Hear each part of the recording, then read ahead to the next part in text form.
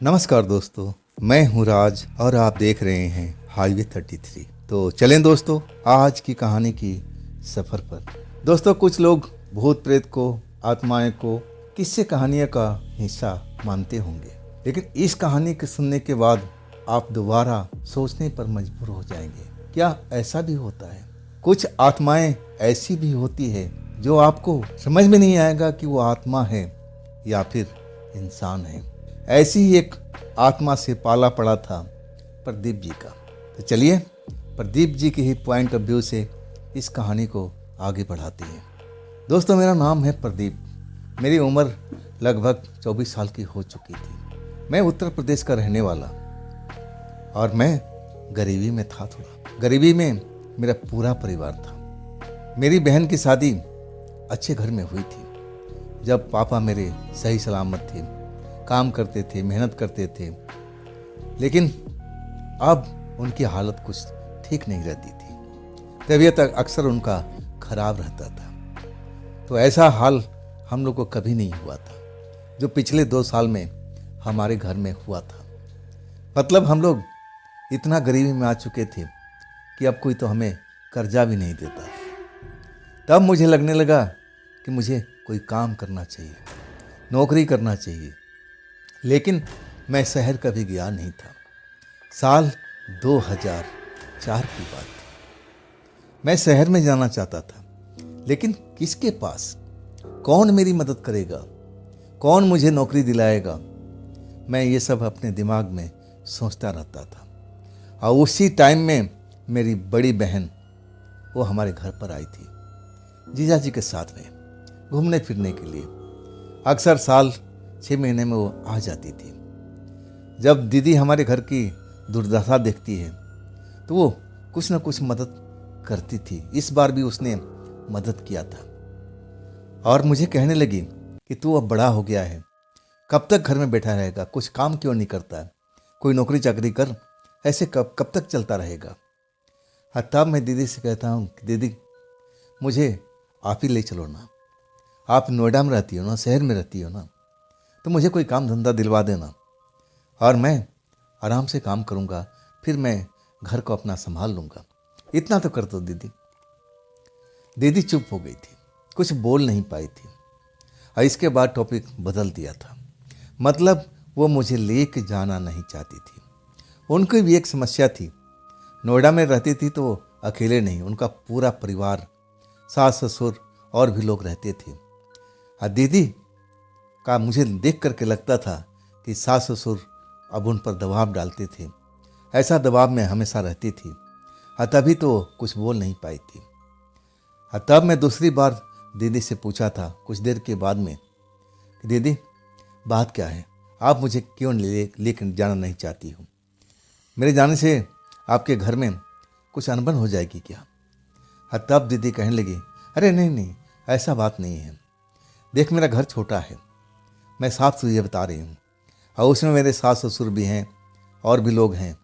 तो घर इतना बड़ा नहीं है कि तुझे मैं अलग से कोई कमरा दे सकूँगी, तुझे परेशानी होगी।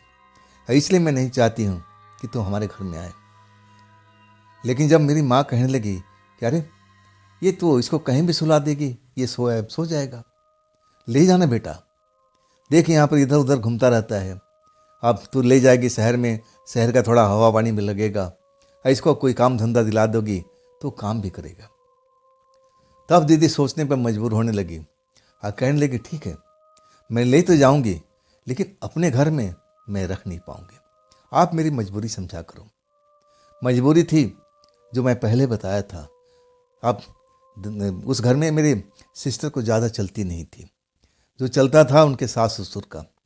और वो नहीं चाहती थी कि घर में कोई मुझे अब रोके टोके, क्यों लेके आई हो, ये सब सुनना नहीं चाहती थी। और इसलिए उन्होंने मना ही कर दिया था।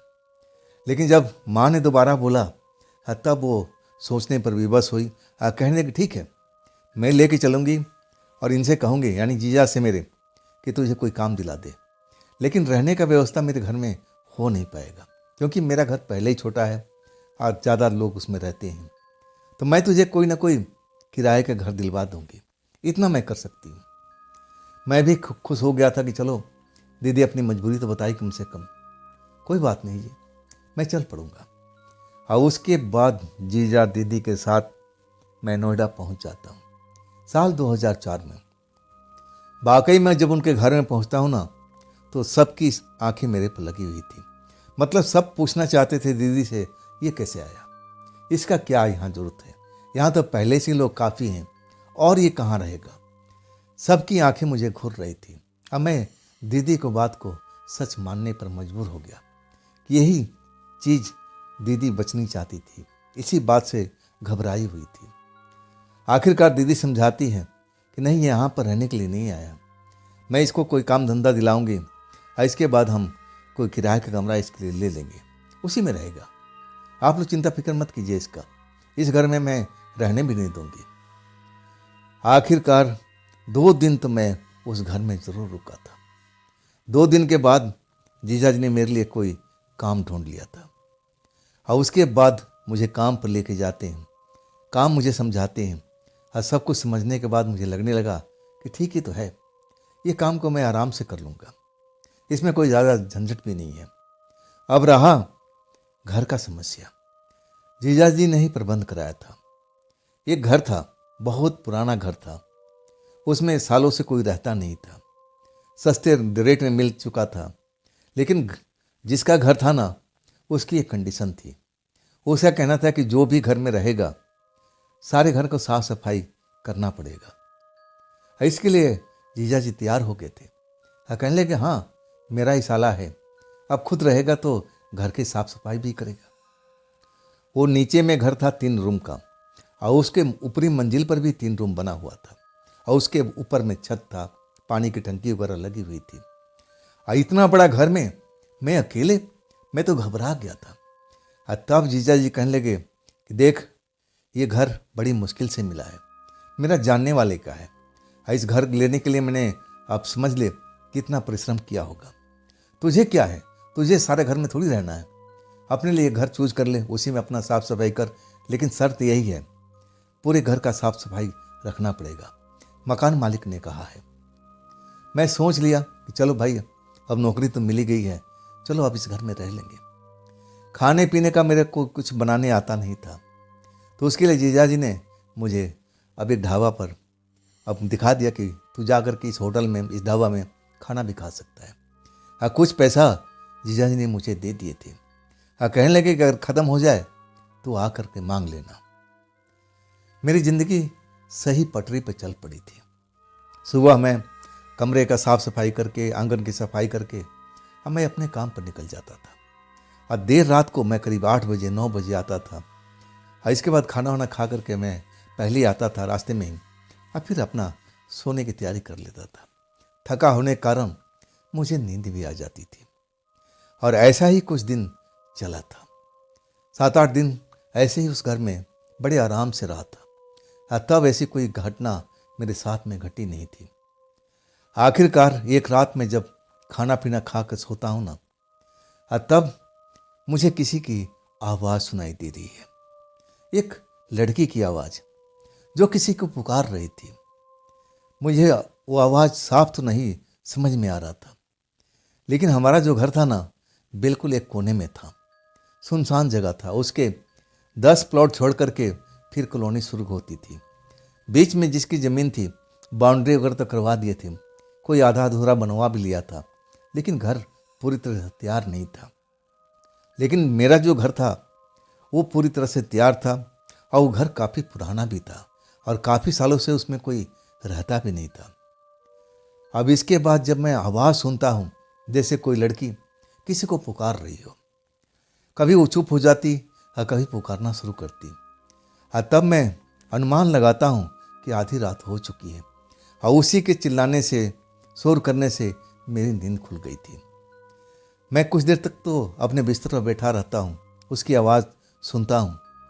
मुझे समझ में नहीं आता कि आखिर मेरे दरवाजे के आसपास में ये क्यों चिल्ला रही है, किसको बुला रही है, किसको आवाज़ दे रही है। जब ऐसे ही कुछ देर होता है ना, तब मैं दरवाज़ा खोल करके बाहर निकल जाता हूँ। आंगन में देखता हूँ, कोई भी नहीं है।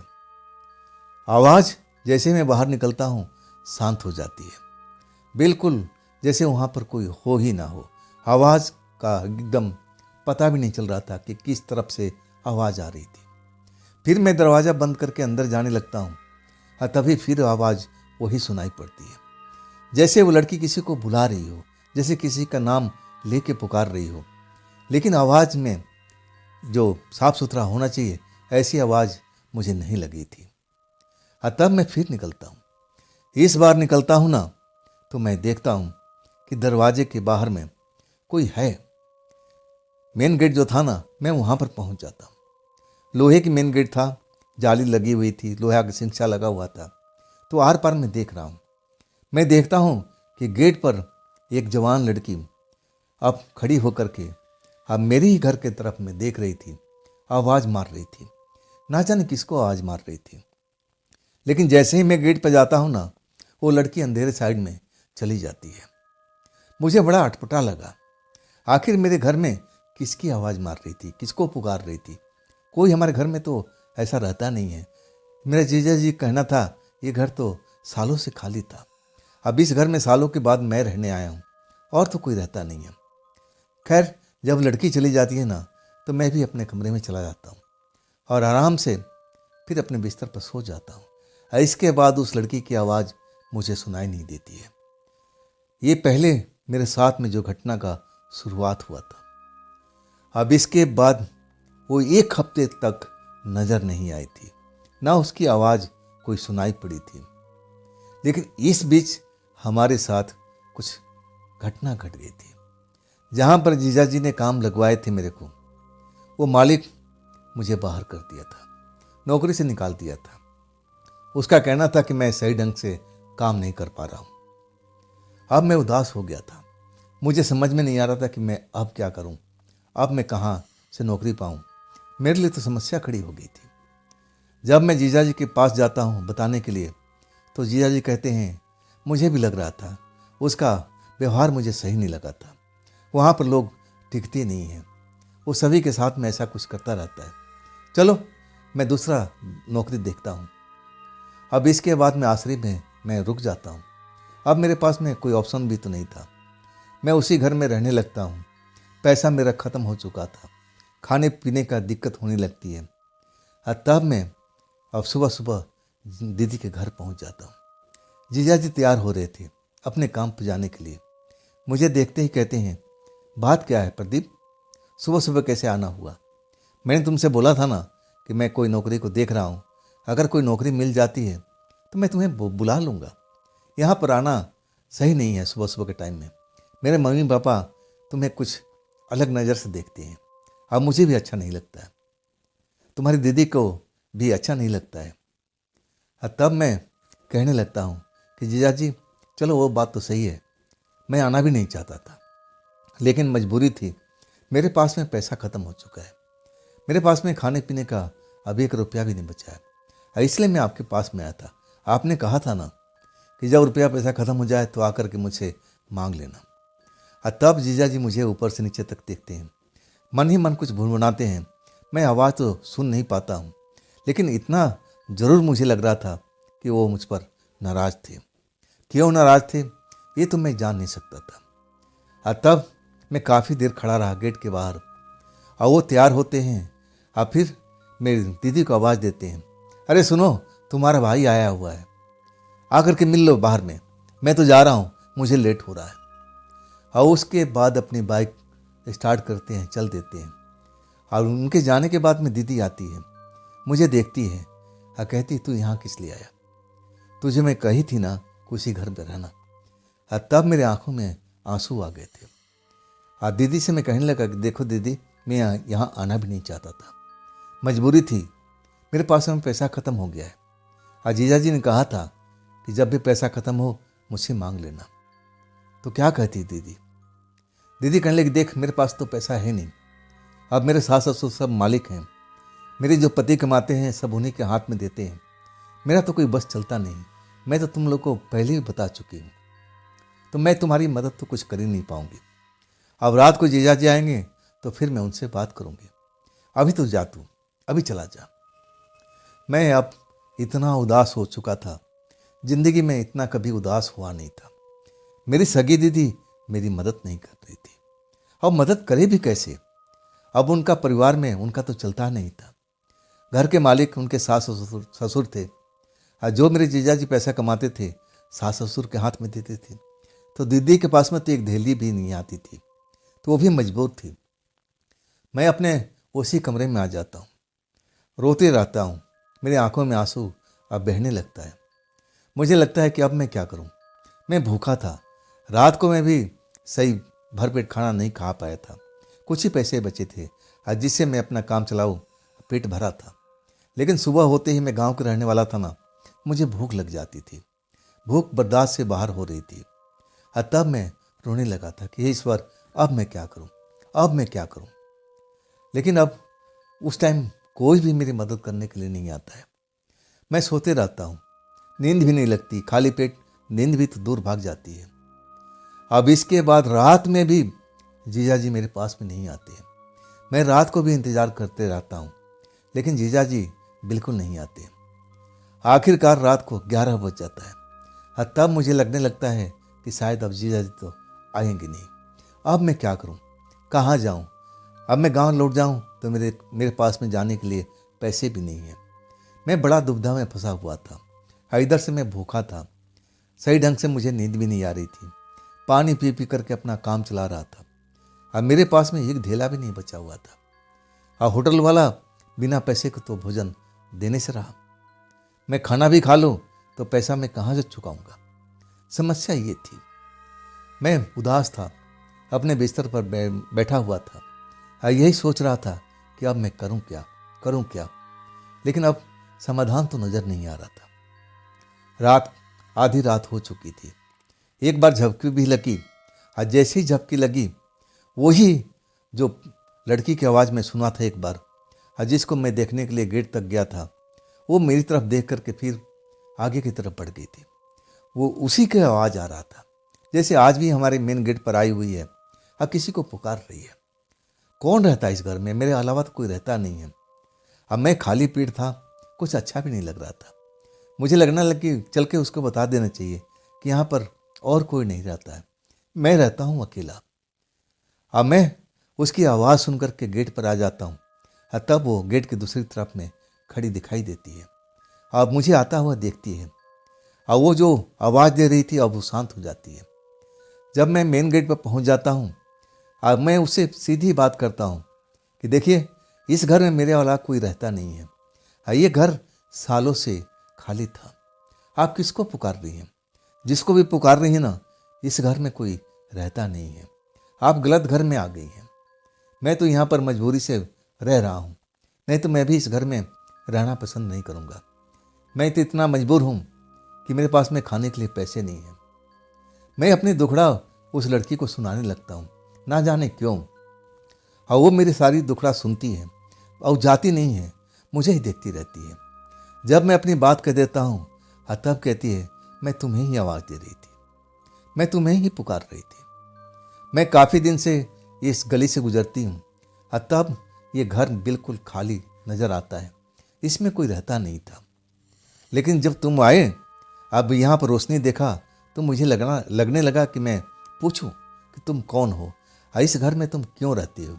ये घर तो बिल्कुल सुनसान है, और यहाँ तो लोग बाग ये भी बताते हैं कि इस घर में भूत प्रेत आत्माएं रहती हैं। जैसे ही बात बोलती है ना, तो मैं कहता हूँ कि नहीं, यहाँ पर मैंने कोई भूत प्रेत को देखा नहीं है, मैं ही रहता हूँ। तब कहती है, क्या मुझे तुम पानी पिला सकते हो? मुझे प्यास लगी हुई है। मैं कहता हूँ कि हाँ, आप रुकिए, मैं पानी लेके आ रहा हूँ। तब कहती है, अरे गेट तो खोल दो, मुझे भी अंदर आने दो। मैं चल के तुम्हारे साथ में देखना चाहती हूँ इस घर में कि तुम्हारे अलावा कोई रहता तो नहीं है। मैं लेके तो आना नहीं चाहता था, लेकिन न जाने ऐसा मैं क्यों कर दिया। गेट खोल देता हूँ और कहता हूँ कि आ जाइए आप। हालांकि जवान लड़की थी, मैं भी जवान था, मैं भी 24 साल का, और वो भी लग रही थी कि 23-24 साल की आसपास की रही होगी। चेहरा सुंदर था, देखने में अच्छे घर की लग रही थी, लेकिन कपड़ा जो था ना, कुछ अलग था, अलग हट करके था। वैसा कपड़ा आजकल फैशन में बिल्कुल भी नहीं था, लेकिन मैं उस चीज़ पर ध्यान नहीं देता हूँ। अब वो लड़की मेरे पीछे पीछे, मैं आगे आगे।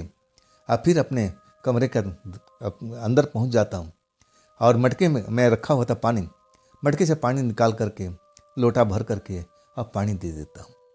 और वो पानी लेती है लेकिन पीती नहीं है, लोटा हाथ में पकड़े रहती है। कहती है, तुम कितने दिन से यहाँ पर रह रहे हो? मैं उंगलियों पर गिनते हुए बताता हूँ कि मुझे तो लगभग इतना दिन हो गया है। तब वो कहती है, इस घर में मेरा एक दोस्त रहता था। मैं अब समझी थी कि तुम वो मेरा दोस्त हो। तभी मुझे लगा कि इस घर में तो कोई और रहने नहीं आ सकता है, मेरा दोस्त ही होगा, इसलिए मैं आई थी। लेकिन मेरा दोस्त तो अब है नहीं। चलो कोई बात नहीं, तुम मेरे से क्या दोस्ती करोगे? सीधे बोलती है। मैं उसको देखने लगता हूँ। अरे भाई, जान ना पहचान, अभी तो हम मिले हैं और अभी कह रही हो कि दोस्ती। और उस टाइम मैं भूख से तड़प रहा था, मुझे भूख लगी हुई थी, मुझे बोलना अच्छा भी नहीं लग रहा था। मेरा चेहरा उदास था, फीका पड़ा हुआ था पूरा चेहरा, चेहरे का रंग बदला हुआ था। तब कहती है कि बाकी में तुमने कुछ खाना नहीं खाया क्या? तब मैं कहता हूँ कि हाँ जी, मैं भोजन ही नहीं कर पाया।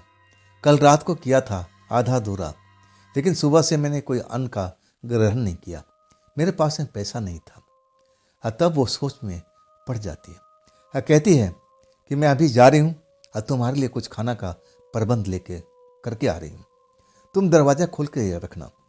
मैं गई या कुछ ही देर में लौटूंगी, इसके बाद हम बात करेंगे।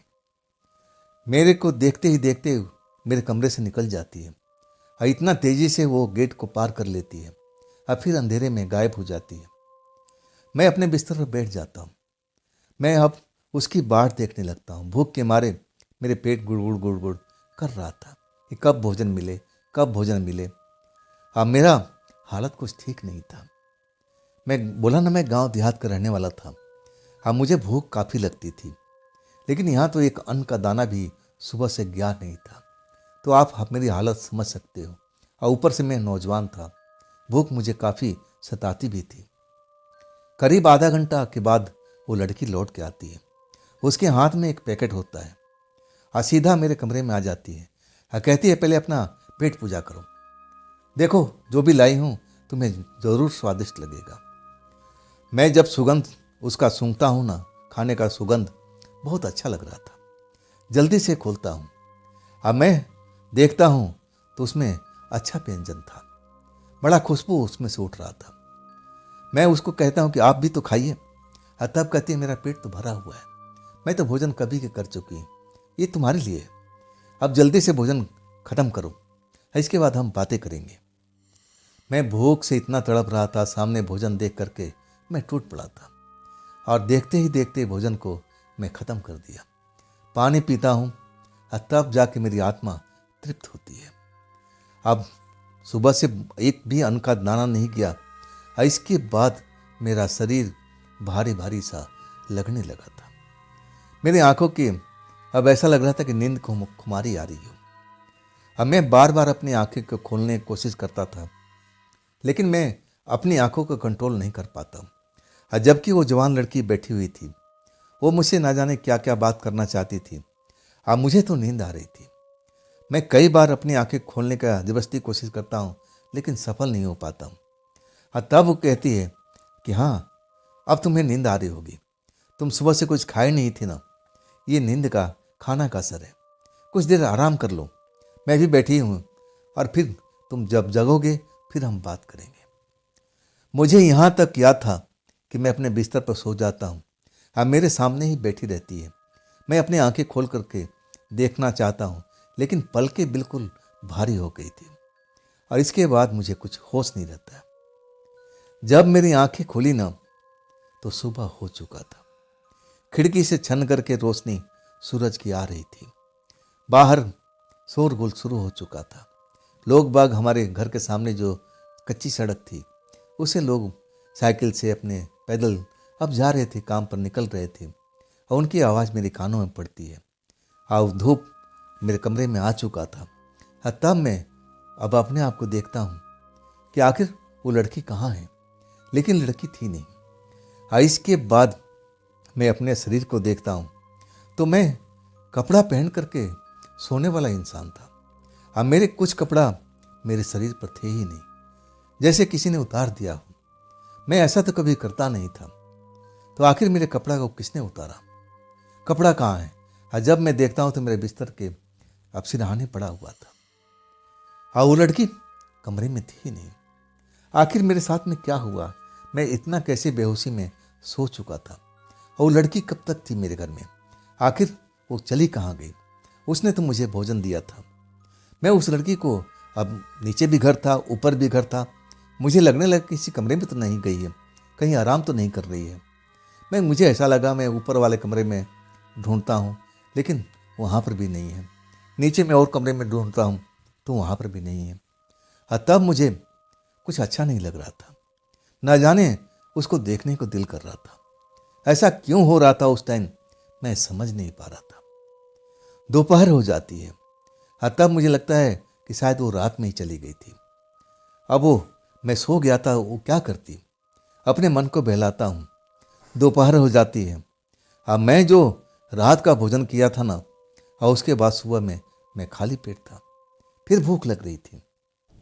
मुझे लगा कि जीजा जी आज जरूर आएंगे, जीजा जी जरूर आएंगे, लेकिन जीजा जी नहीं आते। दोपहर हो चुकी थी। फिर भूख का एहसास काफ़ी हो रहा था। मुझे लगने लगा कि चलो अब जीजा जी तो काम पर निकल गए होंगे और उनके जो सास ससुर हुए अपने कमरे में सो रहे होंगे। चलो दीदी से चल करके कुछ भोजन मांग लेते हैं। हाँ, मैं दीदी के घर की तरफ चल पड़ता हूँ। जब वहाँ जाता हूँ ना, तो दीदी किसी काम से बाहर निकली हुई थी और वो फिर वापस आकर के अपना दरवाज़ा बंद कर रही थी। और उसी टाइम में मैं पहुँच जाता हूँ। मुझे दरवाज़ा खटखटाना भी नहीं पड़ा। दीदी मुझे देख के कहती है, अब कैसे आया? मैं कहने लगा, दीदी मुझे भूख लगी हुई है और मैं कल से बताया ना कि मैं जीजा जी को इंतज़ार कर रहा था कि शायद जीजा जी आएंगे, मुझे पैसे देंगे, लेकिन अभी तक जीजा जी आए नहीं। तो दीदी मेरी तरफ देखती है और कहती है, किस लिए आएंगे? तुझे मालूम है ना कि मेरा इस घर में कोई बस नहीं चलता है और जीजा जी का भी नहीं चलता, ज़्यादातर उनके पापा का चलता है और वो तुझे पसंद नहीं करते हैं। जब से तुझे देखे हैं ना, वो मुझे भी खरी खटी सुनाते हैं कि इसको क्यों लेके आई गांव से, क्या लाने की जरूरत था यहाँ पर। मुझ पर नाराज रहने लगे। और इसके बाद मेरे पति को भी बोलते हैं, तो मेरे पति भी मुझ पर भड़कने लगते हैं और कहते हैं कि तू जानबूझ के इसको लाई है, तुझे लाना ही नहीं चाहिए था। अब बता मैं तेरी मदद कैसे करूँ? मुझे भूख की एहसास हो रही थी। मैं कहता हूँ, दीदी मुझे कुछ खाना ही दे दो, मुझे बहुत ज़ोर से भूख लगी हुई। दीदी कहती है कि अगर मैं किचन में गई तो किचन के बगल में मेरे सास ससुर का कमरा है, जरा भी बर्तन खड़केगा और वो बाहर निकल आएंगे। क्या कर रही हो, क्या कर रही हो?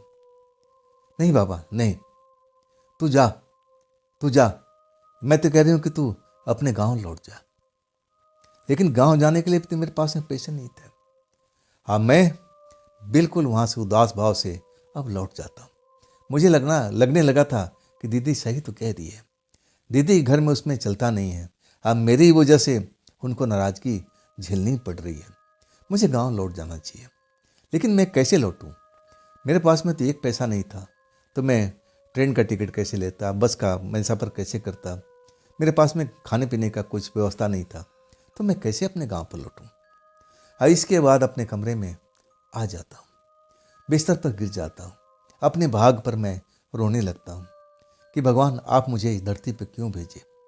भेजा भी तो चलो ठीक है, लेकिन ना इतना गरीब बना करके मुझे क्यों भेजा? अगर मुझे भेजना था तो मेरी हिफाजत भी करते, मेरी भोजन की व्यवस्था भी करते।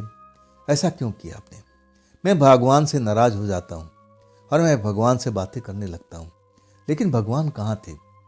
वो मेरी बातें कहाँ सुन रहे थे?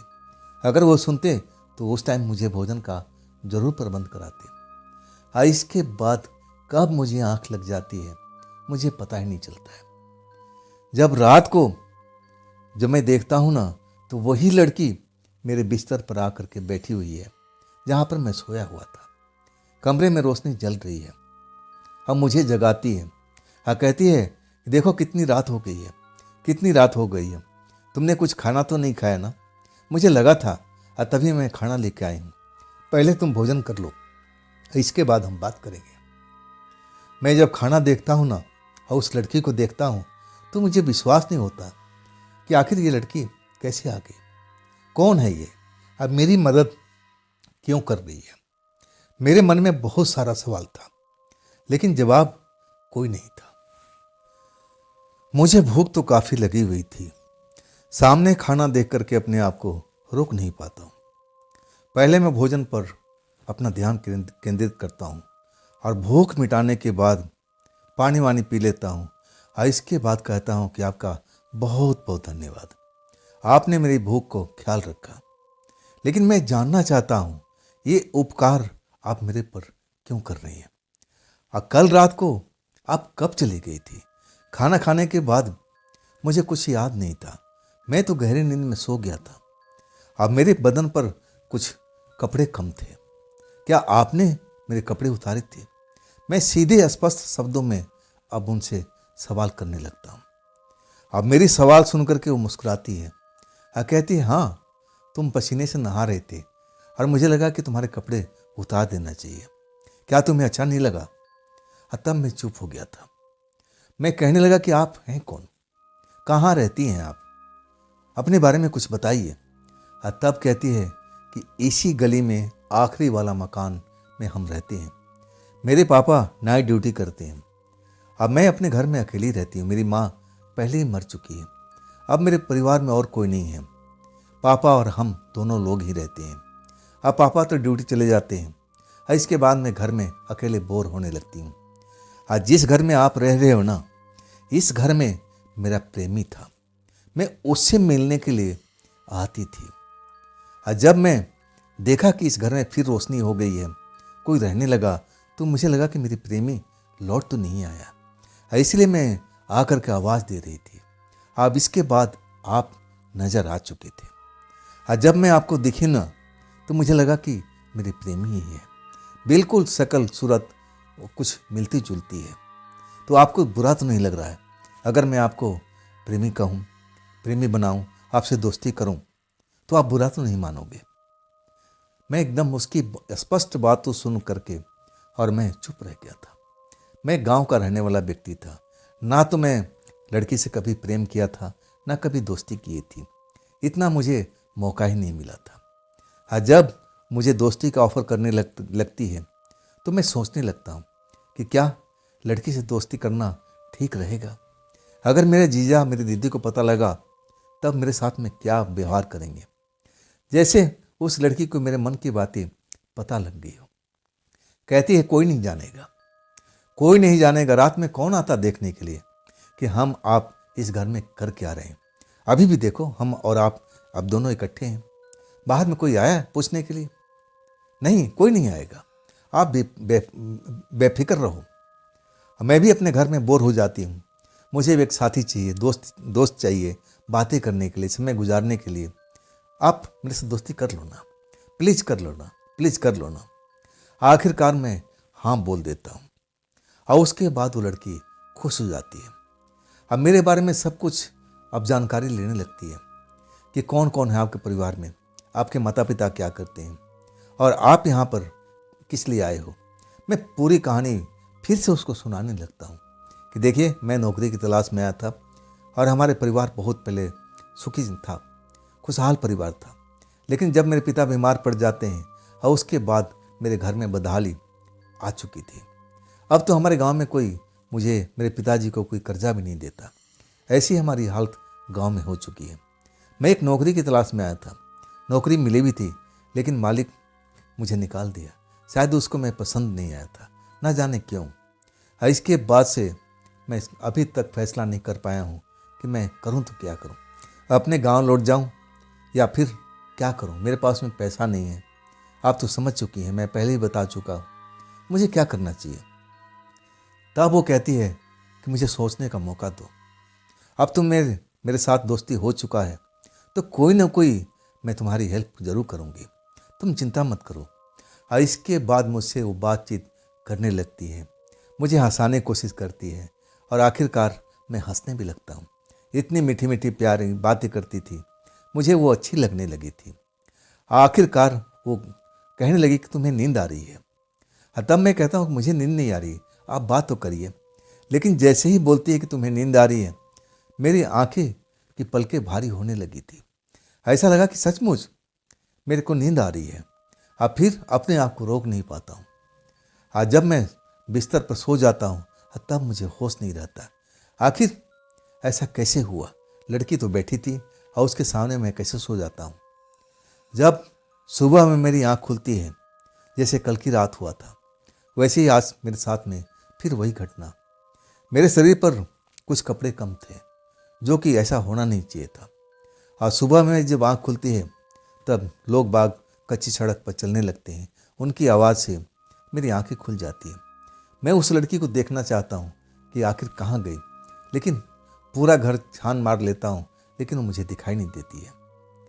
और मैं अब क्या करूँ? मैं जानता था, उसने बताई थी कि इसी गली में आखिरी वाला घर है। मैं अब तैयार होता हूँ फ्रेश होकर के। मेरे पास में तो आज भी पैसे नहीं थे कि मैं जा करके ढाबा में नाश्ता करूँ, भोजन करूँ। मैं सोचा कि चलो अब घूमते हुए चलते हैं, पहले इस लड़की के घर पर चलते हैं। बाकी जिस घर में बताई है उस घर में रहती है क्या?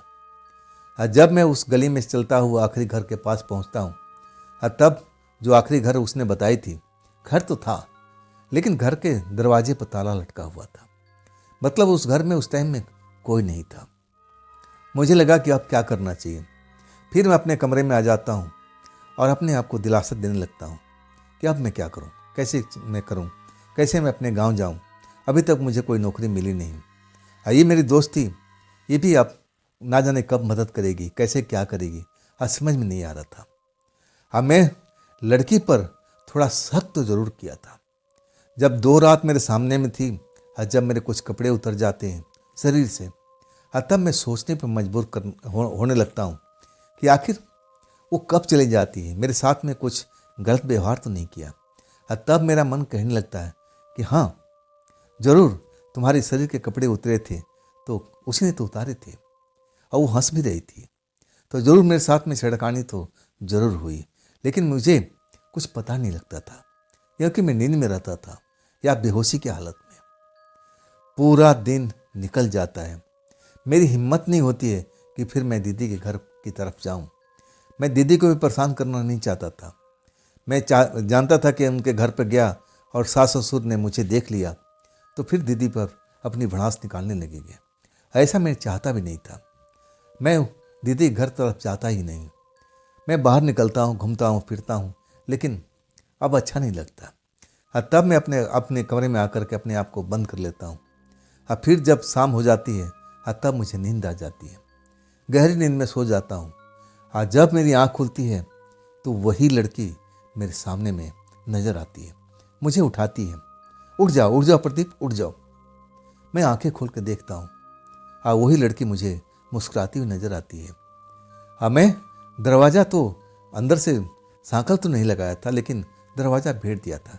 उस घर में चोरी करने लायक तो ऐसा कुछ था भी नहीं, मेरे कमरे में भी नहीं था। तो मैं ऐसा लोकोक तो मैं कभी करता ही नहीं था।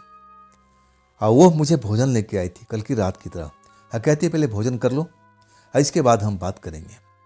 रहा तुम्हारी काम की बात, तुम्हें धन की ज़रूरत है, मैं उसके बारे में बात करूंगी, लेकिन पहले भोजन कर लो। मैं भोजन तो करता हूँ, मैं अपने दोस्त की तरफ देखते रहता हूँ। अब भोजन करने के बाद मैं पूछता हूँ कि आज रात भी मेरे कपड़े आपने उतारे थे? तब वो मुस्कुरा देती है। कहती है हाँ, तुम सोते हुए पसीने से नहा रहे थे, मैं सोचा कि तुम्हारे कपड़े उतार दूँ ताकि तुम्हें रिलैक्स मिल सके, इसलिए उतारी थी। क्या तुम्हें बुरा लगा क्या? तब मैं कहता हूँ नहीं, बुरा तो नहीं लगा, लेकिन कब उतारी मुझे जरा भी एहसास नहीं हुआ। तब कहती है तुम गहरी नींद में सो चुके थे, मैं तुम्हें उठाया कई बार, लेकिन तुमने आंखें नहीं खोली। मैं शक तो जरूर कर रहा था, लेकिन मेरे में इतनी हिम्मत नहीं थी कि मैं उससे पूछूं कि मेरे साथ में आपने कुछ गलत व्यवहार तो नहीं किया था। मेरे शब्द बाहर नहीं निकलते हैं। अब मैं उसके चेहरा देखते रहता हूँ और वो मुस्कुराती रहती है। तब अचानक बोलती है अरे हाँ, तुम कह रहे थे ना कि तुम्हारे पास में पैसे नहीं है, खाने का नहीं है, तो मैं उसका प्रबंध कर दिया हूँ। अगर तुम्हें अपने गांव जाना है तो तुम आराम से जा सकते हो, कि मैं इतना व्यवस्था तुम्हें कर देती हूँ। फिर अपने साथ एक थैला लेके आई थी, थैला में से कुछ कड़कड़ाते हुए नए नोट मेरी तरफ दे देती है। पकड़ो ये प्रदीप, ये तुम्हारे काम में आएगा। अगर तुम्हें रहना है तो तुम इस घर में आराम से रह सकते हो, मेरे साथ में। तुम्हें कोई दिक्कत परेशानी नहीं होगी। अभी तक मैं तुम्हारे साथ में कोई दिक्कत परेशानी किया हूँ? तब मैं कहता हूँ नहीं, आपने कुछ नहीं किया है, लेकिन मैं नौकरी की तलाश में हूँ। जब वो रुपया देखता हूँ ना तो मेरी आंखें फैल जाती है। बहुत सारा रुपया था। इतना रुपया तो मैंने कभी अपनी ज़िंदगी में मैं देखा भी नहीं था, जितना रुपया मुझे देती है। कहती है कि प्रदीप, मैं चाहती हूँ ना कि तुम यहाँ पर कुछ दिन बिताओ। आज जब जाना होगा, तुम्हारे दिल में इच्छा हो तो भी मुझे बता देना, मैं सब कुछ फिर से प्रबंध करा दूंगी। अब तुम्हें घबराने की जरूरत नहीं है, मैं तुम्हारी मदद के लिए हूँ ना यहाँ पर। तब मैं कहता हूँ कि मैं गया था आपके घर के पास तरफ में, वहाँ पर गया था दिन के टाइम में, तो आपके घर में ताला लगा हुआ था। तब कहती हाँ, मैं किसी सहेली के घर में गई हुई थी और पापा भी नाइट ड्यूटी करके किसी दोस्त के पास में चले गए थे और उन्हीं घर पर आराम कर रहे थे। मतलब मुझे बातों में फुसला दिया था। नाइट ड्यूटी करके दूसरे घर में कौन इंसान जाता है, अपने घर पर आराम से सोता है। वो बात तो मुझे हजम नहीं हुई। अब मैं हजम करना भी नहीं चाहता था। मुझे तो अब लालच आ चुकी थी। बहुत सारा पैसा देखता हूँ तो मेरा दिमाग खराब हो जाता है। मुझे लगा कि ये बहुत पैसे वाली है, लेकिन जैसा घर था वैसा देख करके मुझे अंदाज़ा नहीं होता कितना पैसा इसके पास में होता। अगर इतना पैसा होता तो अपने घर को सुधार क्यों नहीं कराती। अब जगह जगह से उसकी पपड़ी उधड़ी हुई नज़र आ रही थी। घर देखने में पुराना सा लग रहा था। उसमें ना तो सही ढंग से प्लास्टर था, ना कोई पेंट लगा हुआ था। तो ये बात मुझे समझ में नहीं आ रही थी। मुझे कहा कि मुझे क्या करना है। अरे मेरा काम बन रहा है ना, उतना ही काफ़ी है। आखिरकार पूरा हफ्ता बीत जाता है और उस लड़की जो है ना, रात को ही आती थी। जब मैं नींद में होता था सोता हुआ, तब आती थी। अब तो मेरे पास में पैसे थे। मैं खाने के लिए तो होटल पर चला जाता था। जब भी भूख लगती थी अपनी मनपसंद का अब सौदा ले लेता था, खाता था, पीता था। कुछ फल फ्रूट ला करके अपने घर में रख लिया था कि ज़रूरत पर मुझे काम आ सके। अब मुझे कोई चिंता नहीं था। बस चिंता ये थी कि मुझे कोई ढंग की नौकरी मिल जाए, और नहीं तो मैं ये शहर छोड़ करके अपने गांव चला जाऊंगा। इतना पैसा तो मेरे पास में आ ही गया है। तभी मेरे मन में आया कि चल के एक बार दीदी से मिलते हैं। दीदी के भी हाथ मुझे खाली दिख रहा है। मुझे कुछ पैसा दे देना चाहिए। अब इतना सारा पैसा तो आ चुका है। इतने सारे पैसे को मैं करूँगा क्या? जब गांव जाऊँगा तब देखा जाएगा। आज ज़रूरत पड़ेगी तो लड़की कही है ना, मेरी मदद करेगी। और उनमें से मैं आधा पैसा अपने जेब में रखता हूँ, आधा पैसा छिपा करके उसी कमरे में रख देता हूँ। अब फिर अपने दीदी के घर की तरफ चल पड़ता हूँ। दोपहर के टाइम में सास ससुर जो दीदी के थे ना, सोते हुए रहते थे। अब दीदी के कमरा की जो खिड़की थी बाहर में खुलती थी, और वो खिड़की पर जा कर के मैं दस्तक देने लगता हूँ। धीरे से बोलता हूँ, दीदी मैं हूँ, अब खिड़की खोल दो, अब दरवाज़ा बेशक मत खोलो। शायद दीदी अब सो नहीं रही थी, जाग रही थी। दोपहर का टाइम था। तब वो खिड़की खुलती है। कहती तू फिर आ गया, अब क्या चाहता है भाई? अब चाहता है कि ये लोग मुझे घर से बाहर निकाल दें। तब मैं कहता हूँ, दीदी मैं आपसे पैसा मांगने नहीं आया हूँ, मैं आपकी मदद करने आया हूँ। जेब से पैसा निकालता हूँ, करारे करारे नोट, और दीदी के हाथ में मुट्ठी में दे देता हूँ। दीदी ये रखो, और जो चाहे इसे करना। जब वो दीदी देखती ना मैं और इतना करारा नोट और इतना सारा, तब उनकी आंखें बड़ी बड़ी हो जाती है। कहती है तू चोरी करने लगा है क्या? किसी से पैसा चुरा के लाया है क्या? तब मैं कहता हूँ नहीं दीदी, ये चोरी का पैसा नहीं है, एक मेरा दोस्त ने मुझे दिया है, मेरी मदद किया है। अब मैं उनमें से आधा पैसा आपको दे रहा हूँ, आधा पैसा तो मेरे कमरे पर रखा हुआ है, अब आप रख लीजिए, नहीं तो आपके सास ससुर जग जाएंगे। वो जब तक मुझे कुछ बोलती, कुछ जवाब देती, तब तक मैं खिड़की से दूर जा चुका था। मुझे बड़ा संतुष्टि मिल रही थी कि चलो अब पैसे की दिक्कत दीदी के पास में नहीं होगी, वो भी अपनी मर्जी से कुछ खरीद सकेंगी और कुछ कर सकेंगी। चलो मैंने अच्छा किया, एक मन से भार उतर जाता है। फिर मैं अपने कमरे में आ जाता हूँ, आराम से सोता हूँ। 9 बजे के आसपास में दीदी जीजा की मोटर बाइक मेरे दरवाजे पर आकर रुकती है। जैसे ही उनकी आवाज़ सुनाई पड़ती है, मुझे आवाज़ लगाते हैं, प्रदीप प्रदीप। तब मैं अपने कमरे से बाहर निकलता हूँ, आंगन में आता हूँ तो लोहे के दरवाजे पर खड़े थे। प्रदीप प्रदीप दरवाज़ा खोलो। तब मैं कहता हूँ दरवाज़ा तो खुला ही है, आप अंदर आ जाइए। इस घर में है क्या, चोरी करने लायक तो कुछ है ही नहीं, आप आ जाइए आ जाइए। दोनों लोग आते हैं। मैं जीजा जी को देखता हूँ, उनकी अब आंखें कुछ तलाश कर रही थी। मैं उस टाइम तो समझ नहीं पाया कि आखिर ये लोग क्यों आए हैं। जो मैं दीदी को पैसा दिया था, कहीं जीजा जी नाराज तो नहीं हो गए। मैं थोड़ा चिंता में था। हम कमरे में आ जाते हैं तीनों लोग। अब मैं कहता हूँ जीजा जी आप बैठ जाइए। अब मेरे पास में तो चारपाई तो थी नहीं, ज़मीन पर बिस्तर लगा हुआ था और उसी पर मैं जीजा जी को बैठने को कहता हूँ, लेकिन जीजा जी बैठती नहीं है और मेरी दीदी भी नहीं बैठती है। दीदी छूटते ही कहती है, छोटे तू इतना पैसा कहाँ से लाया, सच सच बताना, कहीं तूने चोरी चकारी तो नहीं किया। जीजा जी मुझ पर भड़क उठते हैं, कहाँ से लाया प्रदीप इतना सारा पैसा, इतना सारा पैसा तेरे पास में आए कहाँ से, कौन तेरा धन्ना सेठ दोस्त बना हुआ है, अपने दोस्त का नाम तो बता। मैं जीजा जी के तेवर देखता हूँ, तेवर उनका बहुत काफ़ी गर्म दिख रहा था। मतलब दीदी का भी तेवर ऐसे ही और जीजा जी के तेवर ऐसे ही। मुझे बार बार कहते हैं, तू बोलता क्यों नहीं है, ये पैसा किसने दिया, कहाँ से लाया, कोई चोरी किया है, कहीं से चुराया है पैसे, सच क्यों नहीं बताता है। तब मैं जीजा को दीदी को कहता हूँ, आप लोग घबराइए मत, मैं कोई चोर उचक्का नहीं हूँ, मैं किसी से पैसा चुराया नहीं हूँ, मुझे एक दोस्त ने मेरी मदद किया है। तब दीदी कहती है, कौन सा दोस्त है, इतना दिन में तेरा दोस्त भी बन गया। तब मैं अपने आप को रोक नहीं पाता हूँ। जब जीजा जी मुझ पर भड़कने लगते हैं, दोस्त का नाम बता, दोस्त का नाम बता। तब मैं कहता हूँ कि मैं उसका नाम तो पूछा ही नहीं, वो मेरी जान पहचान की लड़की है, इसी कॉलोनी में रहती है, आखिरी में उसका मकान है, उसने मेरी मदद किया था।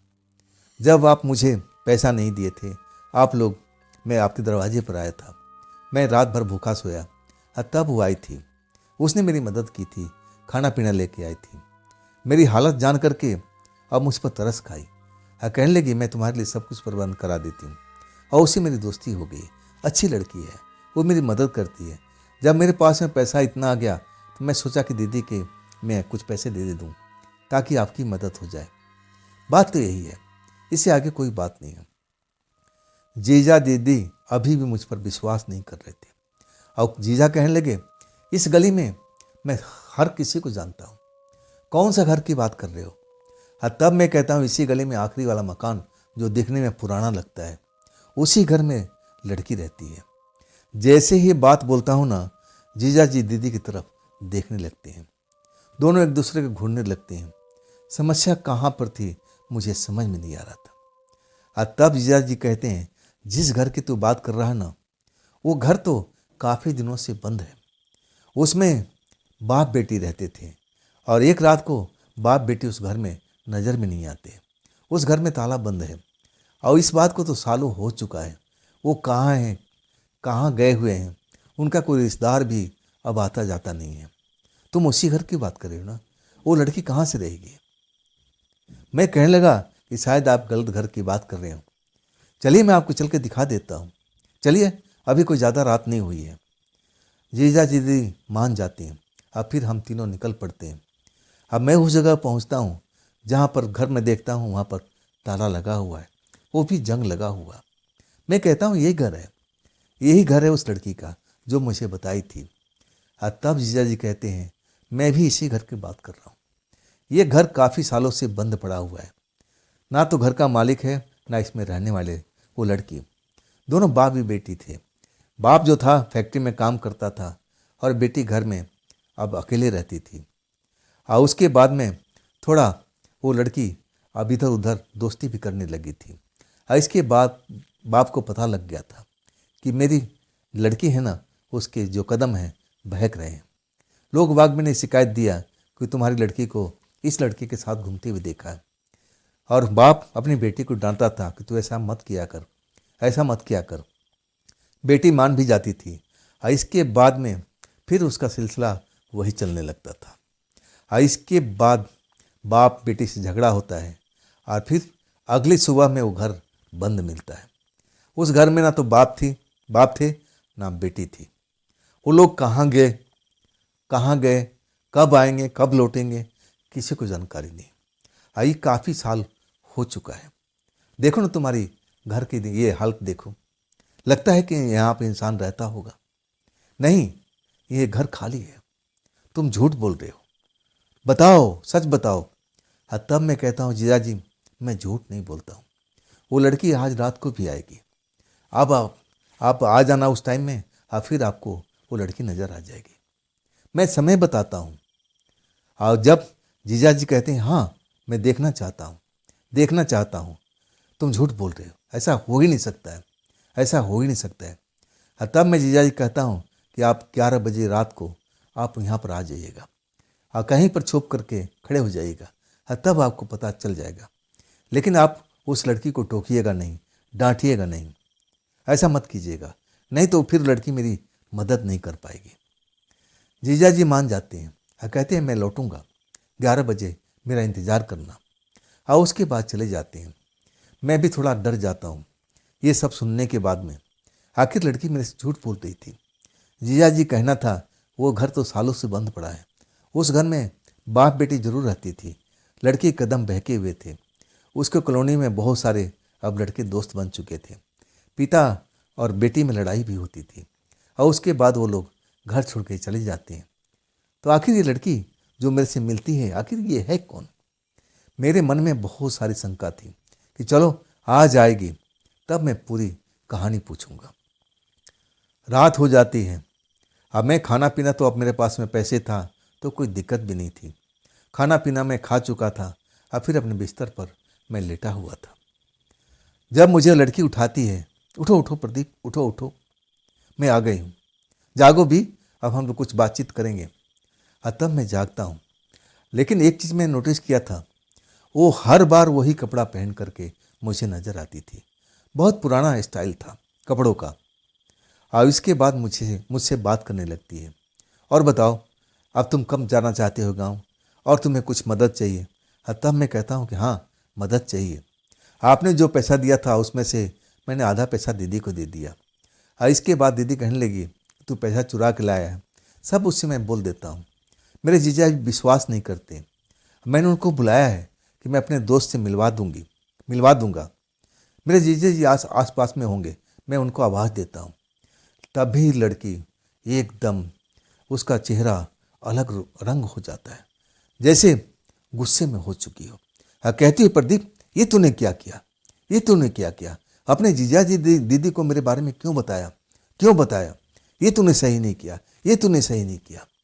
अब इसके बाद में वो गुस्से में हो चुकी थी। मैंने देखा था खिड़की पर जीजाजी खड़े थे, दीदी खड़ी थी। शायद वो लोग देख रहे थे कि कमरे के अंदर में लड़की है कि नहीं। लेकिन उन लोगों को वो लड़की नजर नहीं आई थी।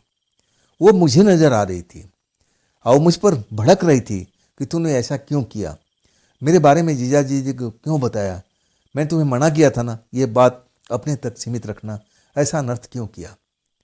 आखिरकार वो इतना गुस्सा हो जाती है, अपने आप पर काबू रख नहीं पाती है।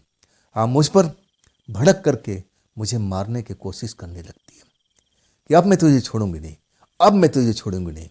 मैं तुझ पर विश्वास किया था, हाँ तूने विश्वासघात किया। मैं तेरे लिए खाना का प्रबंध कराई जब तुम भूखे था, तुझे पैसे का मैं मदद किया। हाँ तब तू मेरी बात को बिल्कुल नहीं माना। अब मैं तुझे जिंदा नहीं छोड़ूंगी। तूने मेरा भेद खोल दिया। मैं कौन सा भेद खोला था? जो सच्चाई थी, सच्चाई तो बताया था। तभी मैं जमीन पर गिर चुका था। उसके बाद लड़की मेरे सीने पर बैठ गई थी। मेरा गला दबा रही थी, चीख रही थी, चिल्ला रही थी कि तूने मेरे साथ में गद्दारी किया, धोखा दिया। ऐसे धोखेबाज मुझे पसंद नहीं है। मेरी आंख की पुतलियां जैसे अब बाहर निकलने को तैयार हो चुकी थी। मैं सांस नहीं ले पा रहा था। ऐसा लग रहा था कि मेरा दम निकल जाएगा। तभी दरवाज़ा जोर से खुलता है। जीजा दीदी कमरे में प्रवेश करते हैं और मेरे पास में आ जाते हैं। क्या हुआ तुझे? तू अचानक जमीन पर कैसे गिर गया? वो लड़की कहाँ है? तू किससे बात कर रहा था? जैसे जीजा दीदी अंदर आते हैं, मेरे पास में आके खड़े होते हैं, मुझे आवाज़ लगाने लगते हैं, और तब वो गला छोड़ देती है और कहती है, मैं तुझे छोड़ूंगी नहीं, मैं तुझे मारूंगी ज़रूर, तू गद्दार है, धोखेबाज है, ऐसे लोगों से मुझे दोस्ती नहीं करना है। और फिर वो गायब हो जाती है और तब मैं एकदम खौफ में भर जाता हूँ। और फिर जीजा जी से मैं कहता हूँ कि आपको दिखाई नहीं पड़ी, अभी भी यहीं तो थी। वो मुझ पर भड़क गई है कि मैंने अब उसकी बातें आप लोग क्यों बताई। जीजा दीदी का रंग उड़ चुका था और कहने लगे कि हमने नहीं देखा था उस लड़की को। और तब जीजा जी कहने लगे हाथ पकड़ के, चल यहाँ से, चल यहाँ से, अपने सामान उठा। मेरे पास में ज़्यादा सामान तो नहीं था, एक थैला था जिसमें पैसे मैं छिपा रखा था। मैं उठाता हूँ और फिर जीजा जी के साथ चल पड़ता हूँ। घर पहुँचते हैं। आप घर पहुँचने के बाद में आधी रात हो चुकी थी, सास ससुर सोए हुए थे और जीजा दीदी मुझे कमरे में लेके जाते हैं और कहते हैं, तुझे पता भी है तूने किससे दोस्ती किया है? मैं कहता हूँ नहीं, लेकिन आज देख करके लग रहा था कि मैं गलत लड़की से दोस्ती किया। वो तो बड़ा गुस्सेल है, बहुत गुस्से वाली है, मुझ पर भड़क गई, मेरी जान लेने की कोशिश की और मैं अपना बचाव भी नहीं कर पा रहा था। वो बहुत गुस्से वाली है। जीजा जी कहते हैं, वो गुस्से वाली तो है ही, लेकिन वो इंसान नहीं है, वो प्रेतात्मा है। मैं तुम्हें बताया था ना उस पुराने घर की कहानी, वो मुझे लग रहा है कि उसी घर की लड़की है वो। जैसे ही बताते हैं ना जीजा जी, मेरे होश उड़ जाते हैं। तो क्या मैं एक प्रेतात्मा से मिल रहा था? वो प्रेतात्मा मेरी मदद कर रही थी, मुझसे दोस्ती किया था, मेरे पास में आती थी, मुझे खाना लेके आती थी, खिलाती थी, मुझे पैसों से मदद किया था और आगे भी करने वाली थी। लेकिन तब तक ये कहानी बदलाव ले चुका था। अब तो मेरी दुश्मन बन चुकी थी। मैं डरा हुआ था। मैं बताता हूँ कि मुझे धमकी दे के गई है कि तुझे छोड़ूंगी नहीं। और तब जीजा जी डर जाते हैं और कहते हैं, प्रदीप, मैं तुझे स्टेशन पर ट्रेन में बिठा के आता हूँ, अगर तू यहाँ रहेगा तो शायद वो तुझे छोड़ेगी नहीं, और मैं ऐसा होने नहीं देना चाहता हूँ। मैं सुबह होते ही तुझे स्टेशन लेके चलूँगा और जो भी ट्रेन मिलेगी मैं तुझे बिठा दूंगा। तू अपना गांव चला जा भाई, यहाँ पर तू सुरक्षित नहीं है। वो प्रेतात्मा है और वो जो कहती है वो कर भी देगी। मैं डर जाता हूँ और आखिरकार मैं जीजा दीदी का बात मान लेता हूँ। सुबह ही जीजा मुझे बाइक पर बिठा करके स्टेशन लेके आते हैं और फिर मुझे ट्रेन में बिठा देते हैं। मैं गांव की तरफ आ जाता हूँ। गांव में आने के बाद ही मुझे डर लगता था। जब मैं जान गया था ना कि मैं किसी प्रेतात्मा से दोस्ती किया था, तो डर तो लगना स्वाभाविक था। मेरे पिता को पैसे दे देता हूँ तो खुश हो जाते हैं, अरे इतना सारा पैसा।